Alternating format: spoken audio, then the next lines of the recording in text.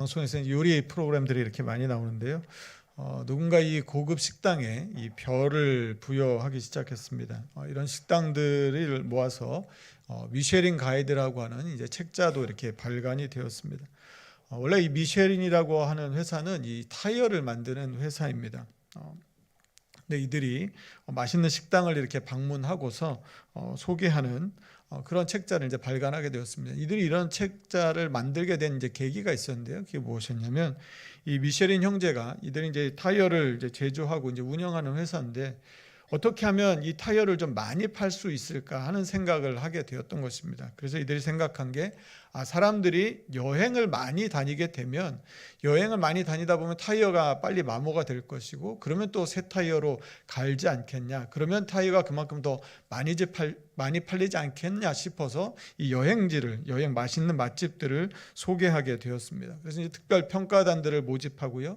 그 식당에 알리지 않고 이제 평가원들이 가서 맛을 봅니다. 그리고 그 맛에 대해서 이제 평가를 내리게 되었습니다. 이제 별이 한 3개 정도인데요. 첫 번째 별 하나는 이제 어떤 식당들이냐면 해당 지역을 만약에 방문하게 되었으면 만약에 이제 그곳에 방문하게 되었으면 한번 들려볼 만한 이제 가치가 있는 매우 좋은 식당이다 하는 게 이제 별 하나짜리입니다.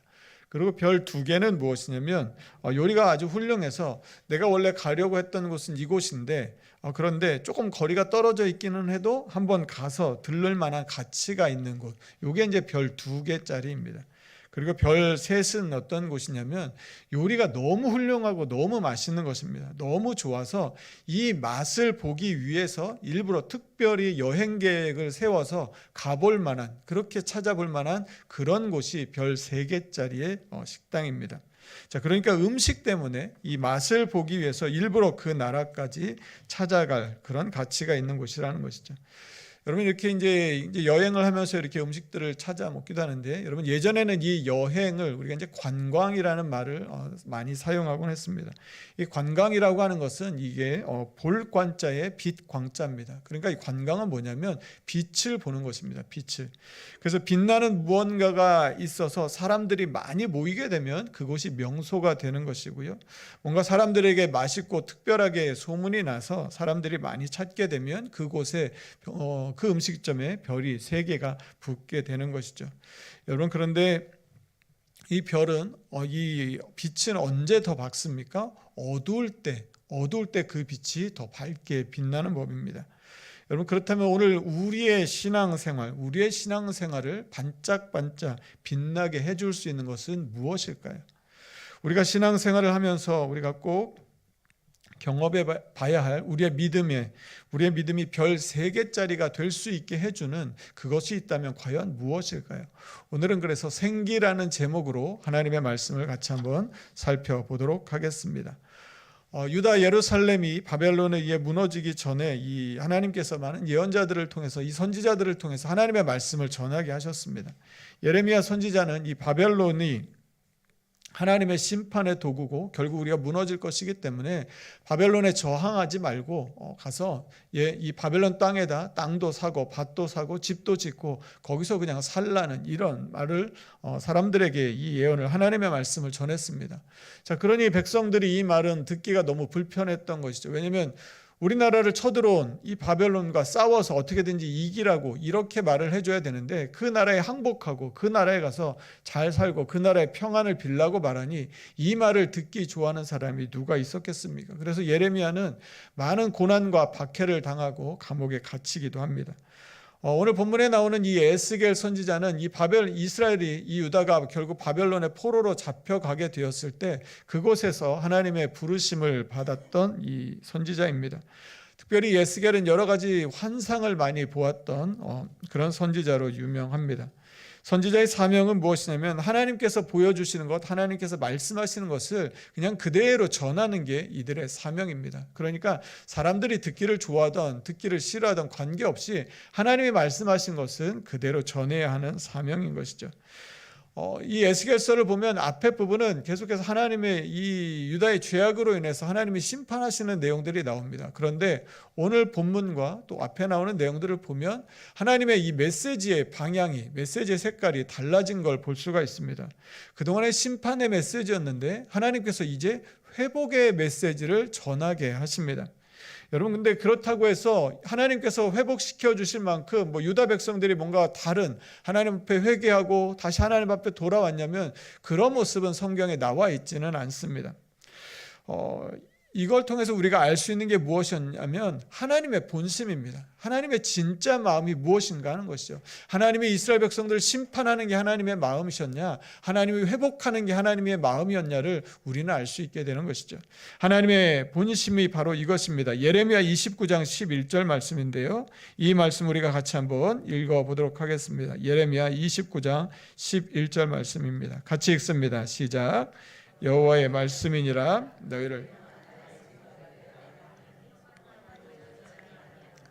너에게 미래와 희망을 주는 것이니라. 여러분, 하나님의 생각이 무엇입니까? 우리를 향한 하나님의 생각은 지금 말씀처럼 우리에게 평안을 주시는 것이 하나님의 생각이라는 것입니다. 우리에게 미래와 희망을 주시는 분이 바로 하나님이라고 하시는 것이죠.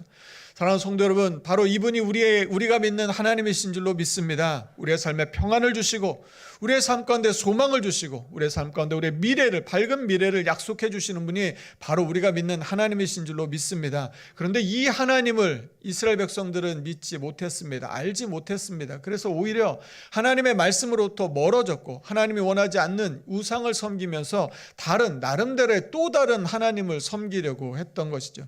결국 그래서 어떻게 됐습니까? 이렇게 바벨론에 무너지는 지경까지 이르게 되었던 것입니다. 사랑하는 성도 여러분, 하나님의 뜻을 알아야 우리가 살아가는 이유가 바로 하나님이 무엇을 원하고 무엇을 계획하셨는지를 우리는 말씀을 통해 알 수 있기 때문입니다. 그런데 오늘 이 말씀 예레미야 29장 11절 앞에 나오는 10절 말씀에서 하나님은 이렇게 말씀하십니다. 그 말씀은 제가 읽어드리겠습니다. 여호와께서 이와 같이 말씀하시니라. 바벨론에서 70년이 차면 내가 너희를 돌보고 나의 선한 말을 너희에게 성취하여 너희를 이곳으로 돌아오게 하리라. 바벨론에서 70년이 차면 이스라엘의 이 죄에 대한 이 결과를 다 치르고 이 바벨론의 포로로 잡혀가고 끌려가고 난 다음에 그것으로 이스라엘이 끝나는 것이 아니라는 것입니다. 거기에서 우리가 죄를 졌으니까 하나님이 심판하시고 이제는 하나님이 다시는 뒤돌아보지 않는 그런 것이 아니라 그럼에도 불구하고 다시 돌아오게 하겠다는 것이죠. 다시 회복시키시겠다는 것입니다. 다시 하나님 나라 백성으로 살아갈 수 있는 살 길을 열어주시겠다는 게 이게 하나님의 마음이라고 하는 것이죠. 여러분, 그런데 이스라엘 백성들이 왜 하나님께 이런 심판을 받아야 했습니까? 오늘 본문 말씀 뒤에 나오는 에스겔 37장 11절 말씀에 이런 말씀이 나와 있습니다. 우리 에스겔 37장 11절 말씀도 같이 한번 읽어보겠습니다. 같이 읽습니다. 시작. 또 내게 이르시되 인자야 이 뼈들을 우리의 뼈는 말랐고 우리의 소망이 없어졌으니 우리는 다 멸절되었다.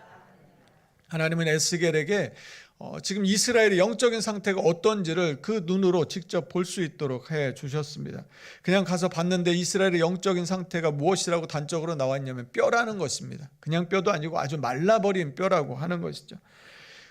11절 말씀에서 우리의 뼈들이 말랐고 뼈는 뼈인데 완전히 말라버린 그런 뼈가 지금 이스라엘의 영적인 상태라고 말씀하는 것입니다. 여러분, 이 마른 뼈에 무슨 소망이 있겠습니까? 이 마른 뼈를 가지고 우리가 무엇을 바라고 무엇을 할 수가 있겠습니까?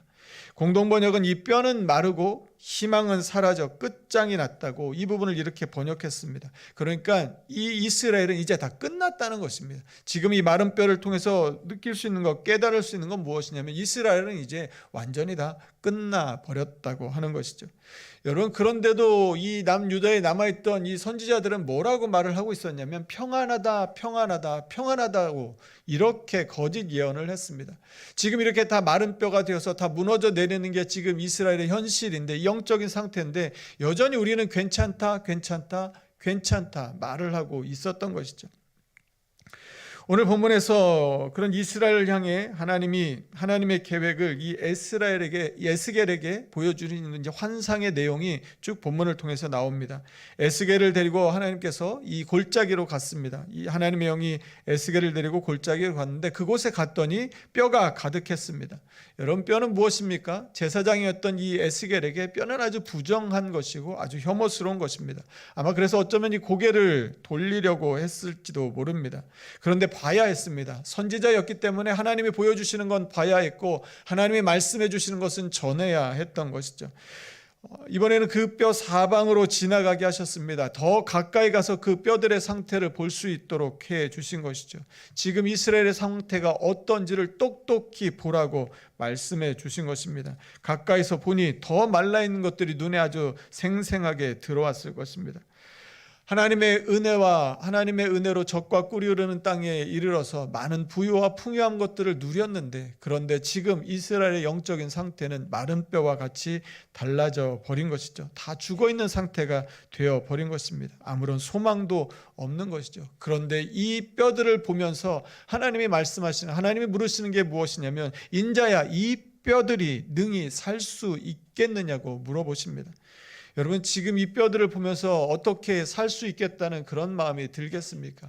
본문 7절 말씀을 보면 이런 말씀이 나옵니다. 에스겔이 대언했을 때 이 뼈 저 뼈가 들어맞아 뼈들이 서로 연결되었다고 합니다. 그러니까 뼈들이 다 흩어져 있는 상태인 것이죠. 그 대언했을 때 그제서야 뼈들이 맞기 시작한 것을 보면 하나도 같이 있지 못하고 다 흩어져 있는데 어떻게 살아날 수 있겠습니까?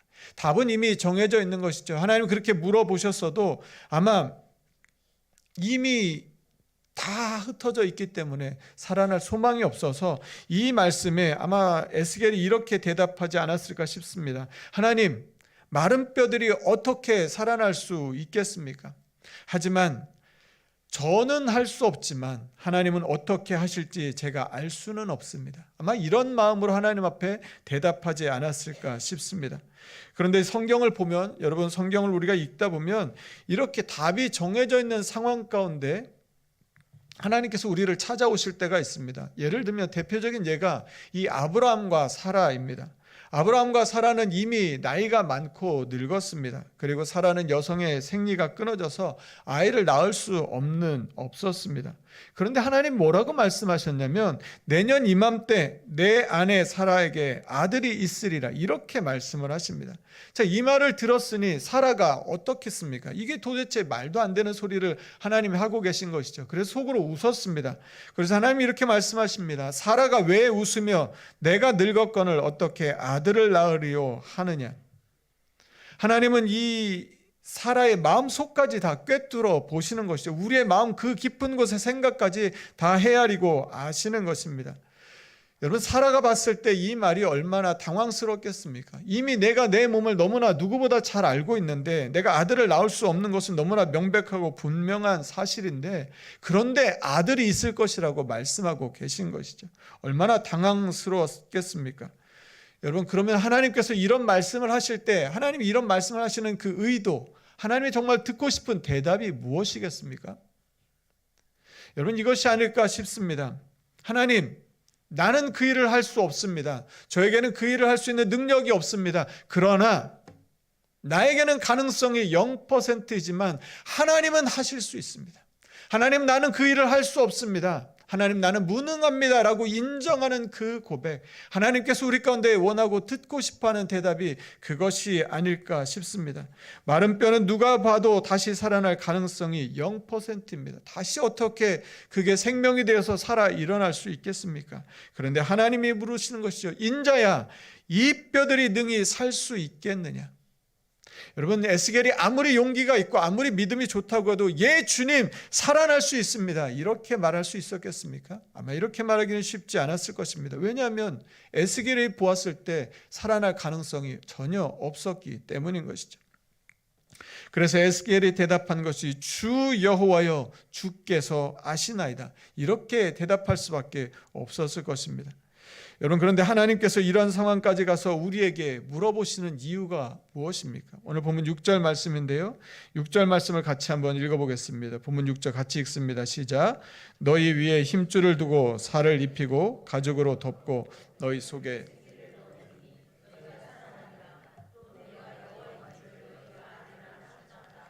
너의 능력으로는 도저히 할 수 없는 가능성 0%의 상황이지만 나는 내가 보고 있는 이 마른 뼈들을 능히 살려낼 수 있는 전능한 하나님이다.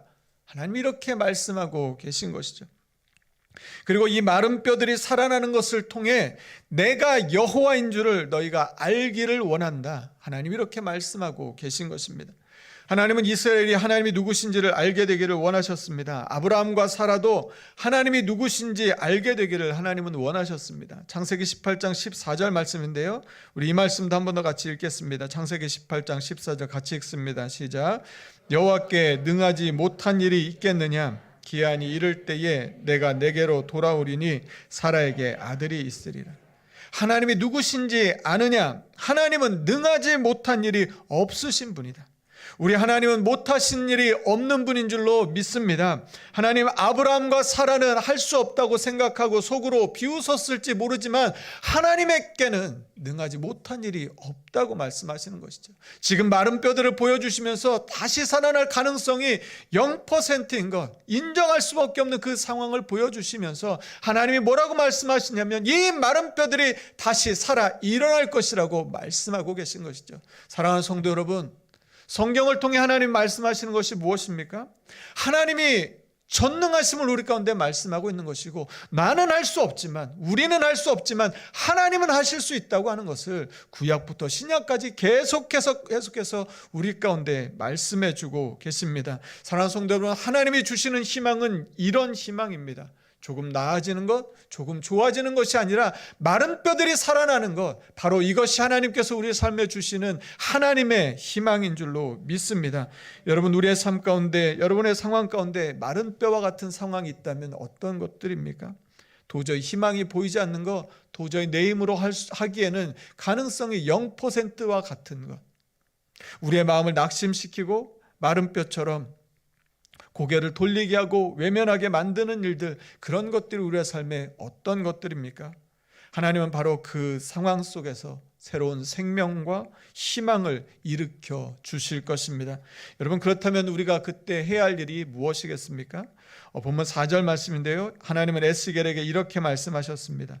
우리가 4절 말씀도 같이 한번 읽어보겠습니다. 같이 읽습니다. 시작.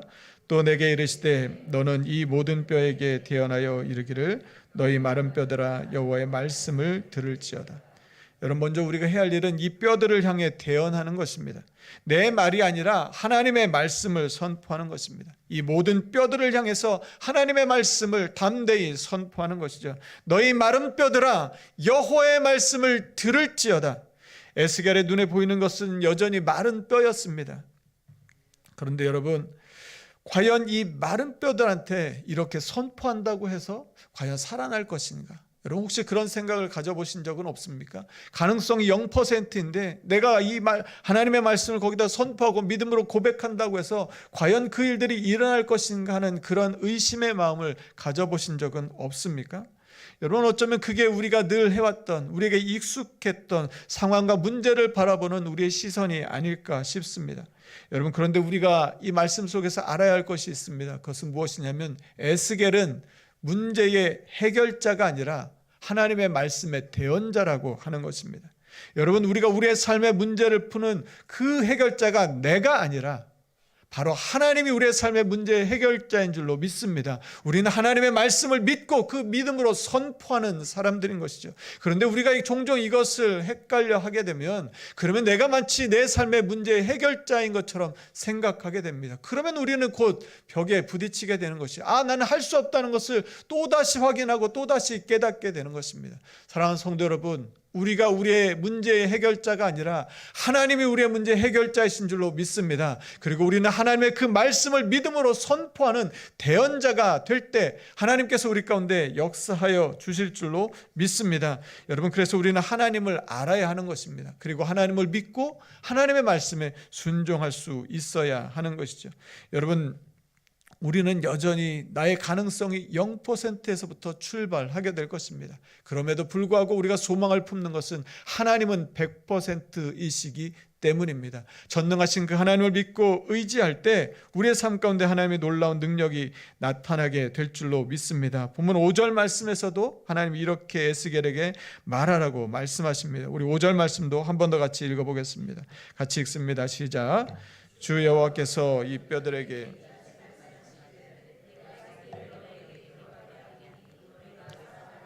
내가 생기를 너희에게 들어가게 하리니 너희가 살아나리라. 너희가 살아나리라.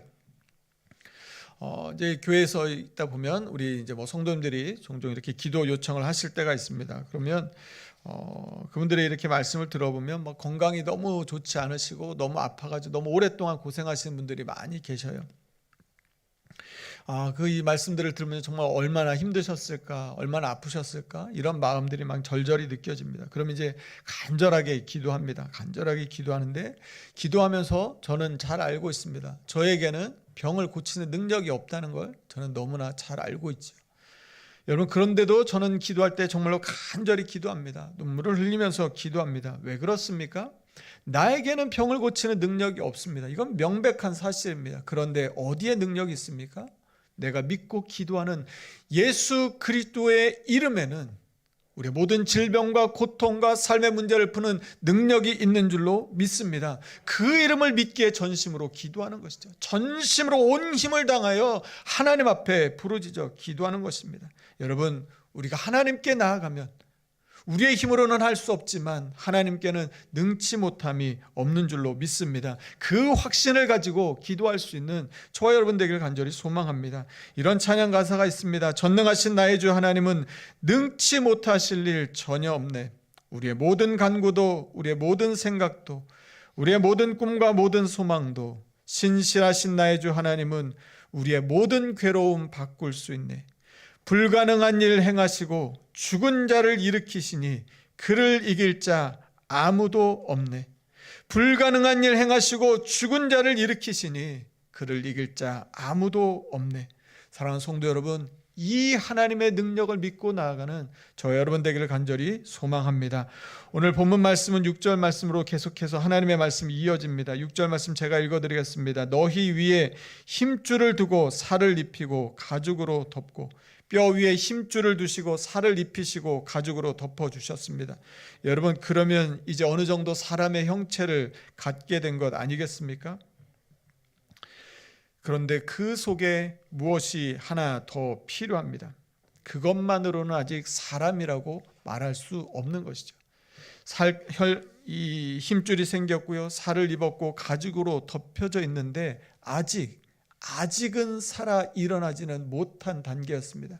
하나님이 거기에 뭐라고 말씀하시냐면 너희 속에 생기를 넣으리니 너희가 살아나리라.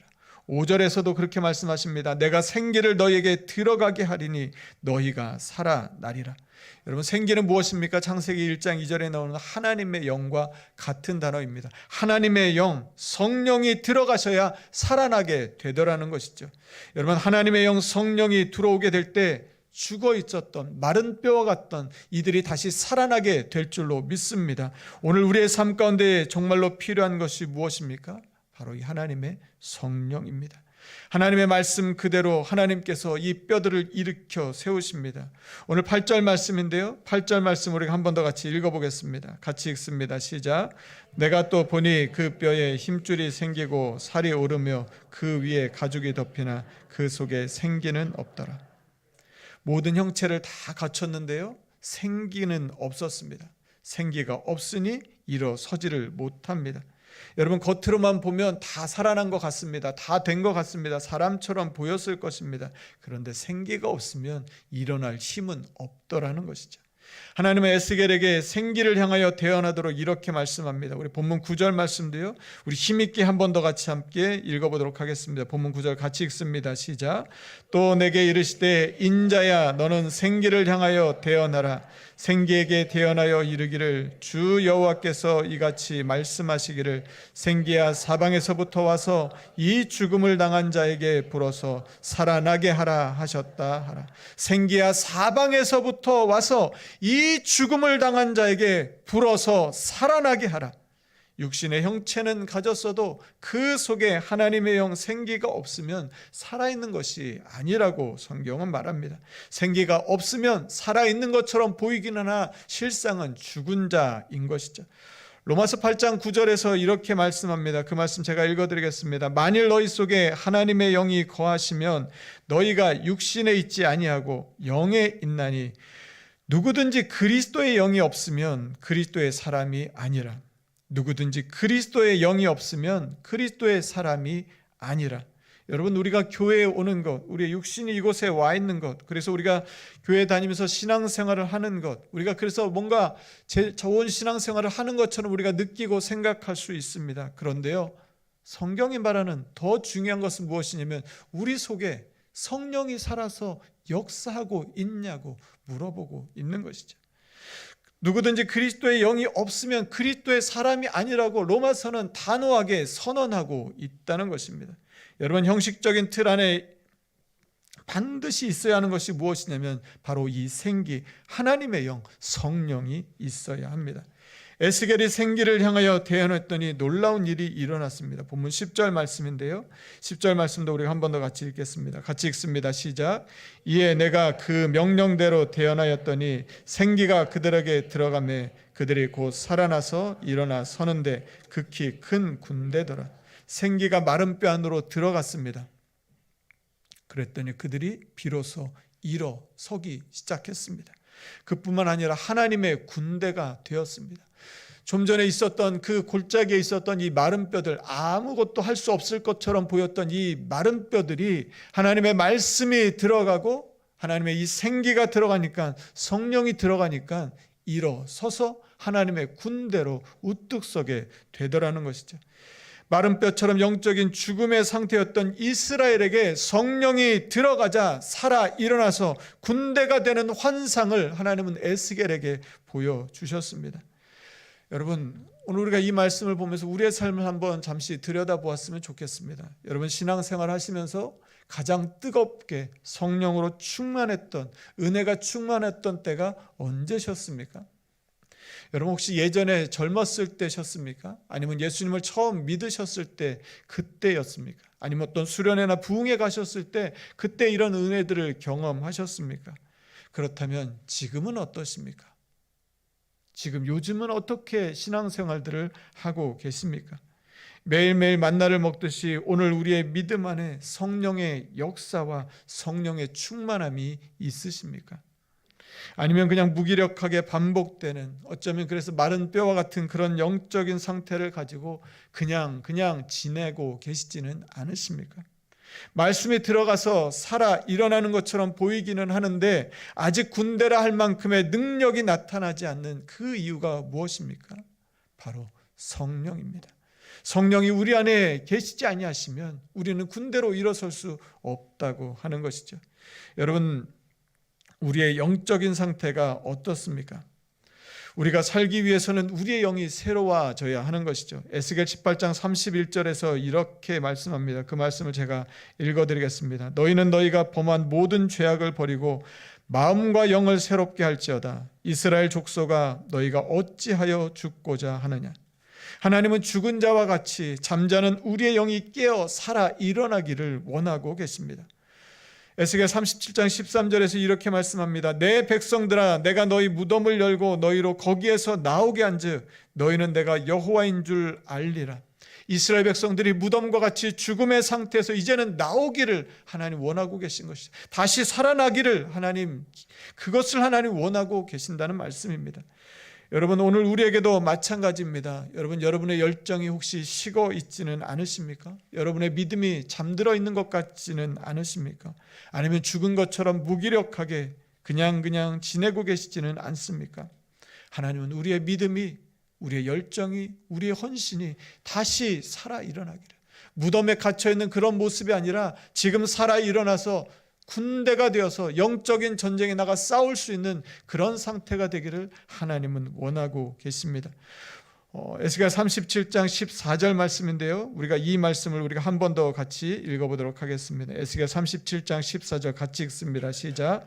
내가 또 내 영을 너희 속에 두어 너희가 나 여호와가 이 일을 말하고 이룬 줄을 너희가 알리라. 여호와의 말씀이니라. 이스라엘을 살아나게 하고 다시 예루살렘으로 돌아가게 하는 것이 하나님의 계획이었고 하나님의 뜻이었습니다. 다시 살리는 것이 하나님이 주시는 미래의 밝은 미래의 모습이었던 것이죠. 여러분, 오늘 이 말씀을 통해 우리에게 주시는 메시지는 무엇입니까? 바로 우리에게 말씀하시는 것, 살아나라는 것입니다. 다시 일어나 하나님의 군대가 되라고 말씀하시는 것이죠.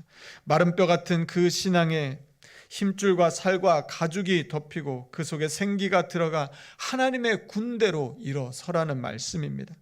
이제 우리는 에스겔처럼 생기를 향하여 대언하고 선포해야 합니다. 생기야, 사방에서부터 와서 이 죽음을 당한 자에게 불어서 살아나게 하라. 성령님, 내게 오셔서 내가 다시 살게 하여 주시옵소서. 성령이여, 다시 살게 하옵소서. 우리는 다시 살아 일어나야 합니다. 내가 다시 살아 일어나야, 성령 안에서 내가 이 잠에서 깨어 일어나야 우리의 가정이 살아나게 될 것입니다. 여러분, 우리 교회는 올해 45년, 만 45년이 되는 해입니다. 여러분, 우리 교회가 다른 것이 아니라 성령으로 다시 일어나서 하나님의 군대로 우뚝 서는 그런 교회 되기를 간절히 소망하고 축복합니다. 여러분, 우리나라는 어떻습니까? 우리나라는 하나님의 큰 부흥을 경험한 나라입니다. 하나님의 큰 은혜를 베풀어 주신 나라였던 것이죠. 여러분, 그런데 지금 우리나라의 현실의 모습은 어떻습니까? 살아 일어나 하나님의 군대로 서 있는 모습입니까?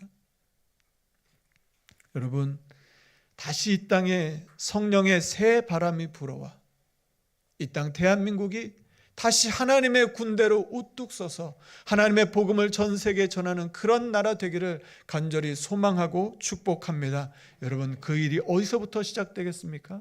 바로 나부터 시작되는 것이죠. 바로 내 영이 살아 일어나는 것부터 시작되게 될 것입니다. 이 시간 우리 하나님 앞에 간절히 나아갈 때, 하나님, 내 영을 살게 하여 주시옵소서. 다시 성령으로 충만케 하여 주시옵소서. 다시 하나님의 은혜로 가득 채워진 우리 삶이 되게 하여 주시옵소서. 마른 뼈와 같은 우리의 삶 가운데 하나님의 생기가 불어와서 살아 일어나게 하여 주시옵소서. 그렇게 하나님 앞에 나아가는 저와 여러분의 삶이 되기를 간절히 소망하고 축복합니다. 칠레에는 이 아타카마라고 하는 이 사막이 있다고 합니다. 그런데 이 사막은 세계에서 가장 건조한 사막 중에 하나라고 합니다. 얼마나 건조하냐면 수년 동안 비가 내리지를 않는다고 합니다. 그래서 땅이 막 다 갈라지고 아마 모든 생물들이 살 수 없는 이제 그런 땅이 되어버린 것이죠. 그런데 놀라운 일이 있는데요. 그 무엇이냐면, 그렇게 여러 해 동안 비가 내리지 않다가 어느 해 비가 한번 딱 내리면요, 그러면 무슨 일이 일어나게 되냐면, 그 메말라버린 그 사막에 수천만 송이의 보랏빛 꽃이 피어오른다고 합니다. 이미 죽어버린 땅인 줄 알았는데, 오랫동안 비가 내리지 않아서 아무 생명도 없는 줄 알았는데, 하늘에서 비가 떨어지면 어디에 숨어 있었는지 알 수 없었던 그 생명들이 그 마른 땅을 뚫고 올라온다고 합니다. 그래서 이 사막을 꽃피는 사막이라고 사람들은 부른다고 합니다. 우리 눈에는 죽은 땅이지만 하늘에 비가 내리면 다시 꽃을 피워내는 것처럼 우리의 삶은 너무너무나 무덤덤하고 밋밋하여서 마치 잠들어버린 것처럼 죽어버린 것 같지만, 그러나 성령이 우리 안에 들어오시면, 성령의 바람이 우리 안에 불어오시면, 성령으로 충만하게 되면 잠자던 우리의 영혼, 마른 뼈같이 죽어있던 우리 영혼이 다시 살아 일어나 하나님의 군대로 우뚝 서서 살아가게 될 줄로 믿습니다. 그런 하나님의 은혜를 구하고 하나님의 은혜를 소망하며 우리 찬양하며 하나님 앞에 나아가겠습니다. 허무한 시절 지날 때, 깊은 한숨 내쉴 때 그런 풍경 보시며 탄식하는 분 있네. 고와 같이 너희를 버려두지 않으리. 내가 너희와 영원히 함께 하리라. 성령이 오셨네. 성령이 오셨네. 내 주에 보내신 성령이 오셨네. 우리 인생 가운데 친히 찾아오셔서 그 나라 꿈꾸게 하셨네. 성령 하나님 내게 오시옵소서. 하나님 그 은혜가 옛적의 기억이 아니라 오늘의 생생한 하나님 성령의 충만한 은혜가 되도록 내 안에 살아 역사하여 주시옵소서. 우리 그런 간절한 마음으로 우리 다 함께 자리에서 일어나셔서 우리 결단의 찬양으로 찬양하며 나아가겠습니다. 허무한 시절 지날 때, 허무한 시절 지날 때, 깊은 한숨 내쉴 때, 그런 풍경 보시며 단식하는 분인데, 그와 같이 너희를 버려두지 않으리. 내가 너희와 영원히. 우리 2절 찬양합니다. 억눌린 자 갇힌 자, 억눌린 자 갇힌 자, 자유함이 없는 자, 피난처가 되시는 성령님 계시네. 주의 영이 계신 곳에, 주의 영이 계신 곳에 참 자유가 있다네. 진리의 영이신 성령이 오셨네. 성령이 오셨네. 성령이 오셨네. 내 주에 보내신 성령이 오셨네. 우리 가운데 친히 찾아오셔서 그 나라, 우리 전심으로 고백합니다. 성령이 오셨네. 성령이 오셨네. 내 주에 보내신 성령이 오셨네.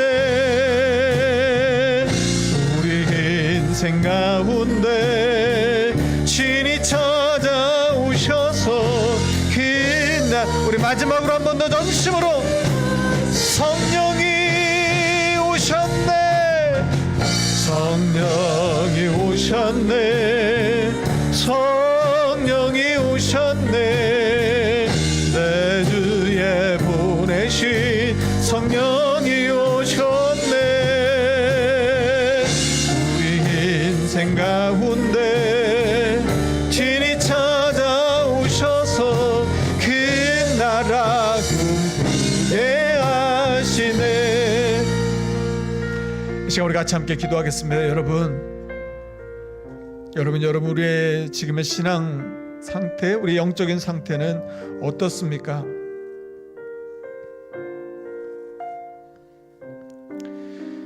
여러분, 우리도 예전에 그럴 때가 있지 않았습니까?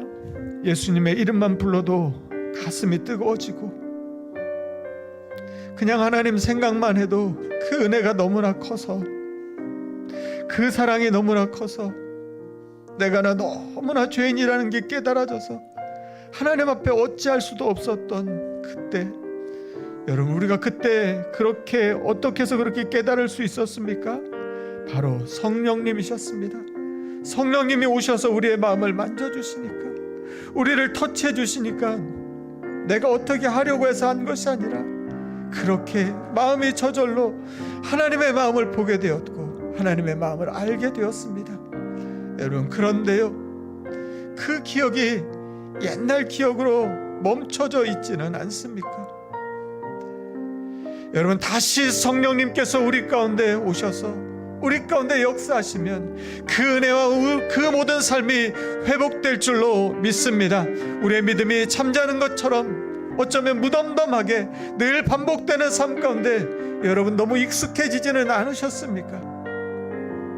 여러분, 요즘 신앙생활하는 게 즐겁고 감격스럽고 너무너무나 감사하고 은혜가 넘치십니까? 그렇지 않다면 우리 어떻게 하겠습니까? 그냥 지금처럼 계속 하시겠습니까? 우리가 어떻게 우리의 신앙을, 우리의 믿음을 새롭게 할 수 있겠습니까? 다른 길이 없습니다. 성령님입니다. 성령님, 우리 안에 오셔서 생기한 사방에서부터 와서 이 죽임당한 자에게 불어서 살아나게 하라 말씀하신 것처럼 하나님, 우리를 살려주시옵소서. 성령님, 우리를 다시 일어나게 하여 주시옵소서. 성령 충만한 은혜 가운데 살아가게 하여 주시옵소서. 하나님, 다시 그 뜨거운 믿음과 감격으로 하나님 예수님 이름만으로도 충분히 감사하고 충만했던 그 은혜의 삶을 살게 하여 주시옵소서. 성령님, 내게 오시옵소서. 내 안에 역사하여 주시옵소서. 이 한 주간 주님 성령으로 살아가는 이 한 주간 되게 하여 주시옵소서라고 우리 간절한 마음으로 합심하여 같이 함께 기도하겠습니다. 하나님 감사합니다. 하나님, 이 시간 주 앞에 간절한 마음으로 기도합니다. 하나님, 다시 살아 일어나게 하여 주시옵소서. 성령 하나님, 다시 살아 일어나기를, 다시 가슴 뛰는 삶을 살기를.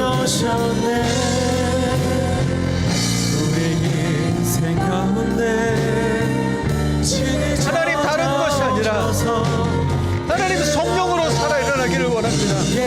하나님, 메마른 뼈 같은, 하나님 마른 뼈 같은 우리의 심령, 하나님 무덤덤하고 하나님 모든 영적인 감각이 다 식어져 버리고 하나님 아무것도 반응할 수 없는 하나님 그런 우리의 모습 다시 살아 일어나기를 원합니다. 하나님, 다시 우리를 살려주시옵소서. 하나님, 다시 일어나게 하여 주시옵소서. 하나님, 하나님의 군대로 서게 하여 주시옵소서. 참으로 주님 하나님, 우리를 새롭게 하여 하나님 아버지, 참으로 온전히 서게 되어 하나님, 다시 하나님의 성령이 내 안에 충만히 역사하여 주셔서 하나님 나라를 꿈꾸며 살기를 소망합니다. 하나님, 우리의 가정이 그런 가정 되기를 원합니다. 하나님, 우리의 교회가 그런 가정 되기를 원합니다. 내가 그런 사람 되기를 원하고 이 땅 대한민국 하나님 그런 나라 되기를 원합니다. 많은 부유한 것들을 누렸지만 많은 것들이 풍성해지기는 했지만 하나님, 우리의 영적인 상태를 돌아봅니다. 우리의 기도가 메말라 있지 않은지 돌아봅니다. 우리의 헌신이 메말라 있지 않은지 돌아봅니다. 주님을 향한 우리의 사랑과 감사가 말라붙어 있지 않은지 돌아봅니다. 다시 살아나게 하여 주시옵소서. 다시 살아나게 하여 주시옵소서. 하나님, 은혜가 살아나게 주님을 향한 마음이 다시 살아나게 하여 다른 것으로 우리가 어떻게 신앙생활을 하나님 성령으로 하나님의 대로 나아가게 하여 주시옵소서. 하나님, 우리를 다시 살려주소서. 하나님의 대로 살아 일어나는 우리 모두의 삶이 다 되게 하여 주시옵소서. 그 나라 꿈꾸게 하시네. 주 여호와께서 이 뼈들에게 이같이 말씀하시기를, 내가 생기를 너희에게 들어가게 하리니 너희가 살아나리라. 주 여호와께서 이같이 말씀하시기를, 생기야 사방에서부터 와서 이 죽음을 당한 자에게 불어서 살아나게 하라. 하나님, 우리가 신앙생활을 무슨 힘으로 할 수 있겠습니까? 하나님, 그저 반복되고 습관적인 그냥 무덤덤한 하나님 이런 신앙생활을 하나님 이것을 반복하고 싶지 않습니다. 성령 하나님, 다시 살려 주시옵소서. 하나님, 예수님의 이름만으로도 하나님 가슴이 뛰고 예수님의 이름만으로도 충만했던 하나님 그 은혜의 시간들, 성령 충만했던 시간들이 있었습니다.